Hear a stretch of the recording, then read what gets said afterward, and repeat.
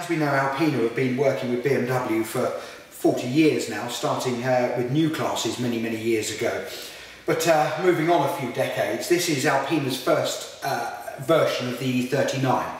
This is a 3.2 B10, which has the straight 6, and the benefit of that was it retained the steering rack of the 528i, so steering's a little bit sharper than it was on the larger V8 engined B10s. The changes were Alpina suspension, in the form of Bilstein's and Alpina's own springs.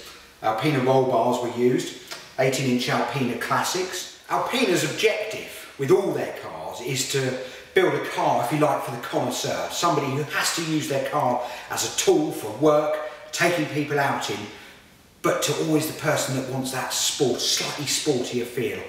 And with the B10 they certainly cracked that. The 260 horsepower out of the modified Alpina engine, the straight 6, 330 Newton meters of torque, which I think is pretty impressive out of this car. The 0 to 60, 6.5 seconds, and a standing kilometre in 26 seconds, which I think is quite something really. Alpina always put a terrific amount of effort into the design of their suspension systems.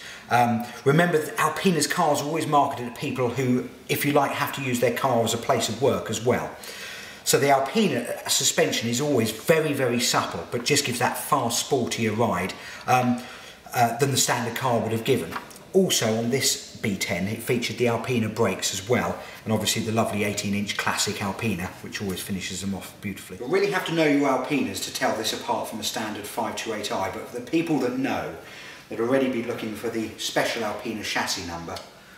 Alpina's 3.2 on the top of the plenum chain there, and Alpina's airbox. So the only real giveaway is that underneath here is 260 horsepower and 330 Newton meters of torque, which I think is terrific out of that size engine. Well, Alpina's special touches didn't just concentrate on the mechanical aspects of the car. The cockpit for the enthusiast driver had to be a nice place to be, and this B10 got spec'd beautifully. So all the normal bits and bobs that you see on many Alpinas, like the Alpina sill trims, the Alpina steering wheel with multifunction controls, Alpina gear knob, Alpina wood trim inside. Just made it a very bespoke and special place to be. And never forgetting, of course, that lovely Alpina plaque above your head that always tells you you're in the real thing. The lovely thing about this B10 is it comes with its original order from Sytner to Alpina, which is just a nice thing to have for the car's history. And you can see here, running into 2 pages, how highly spec'd this car was. Obviously Alpina instruments, multifunction steering wheel, climate control, front and rear airbags, the full BMW radio system and hi-fi system. You'll see on this car, clearly the first owner wanted the car right. There was no expense spared on getting the spec that he wanted to eat up the miles. Well, this lovely B10 was built in November '98, ordered by Sytner, and has only covered 44,000 miles, which is obviously why it's in this beautiful condition that it is. But the lovely thing about this car is I know the last 2 owners very well. The current owner bought the car 2 years ago from us and covered 20,000 miles, and he's somebody who is a personal friend who I've known a long time, so I know exactly how he's looked after the car. And again, the second owner, the guy before that, bought the car personally from me, and again I know exactly how he looked after it.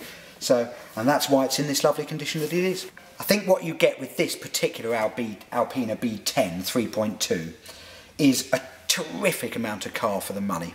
Such low mileage, such beautiful condition, comes with incredibly low running costs for such a bespoke car, and not forgetting, of course, the low tax banding being pre-2000. The outside of an Alpina to a lot of people may not look any different, but that was Alpina's aim with this car.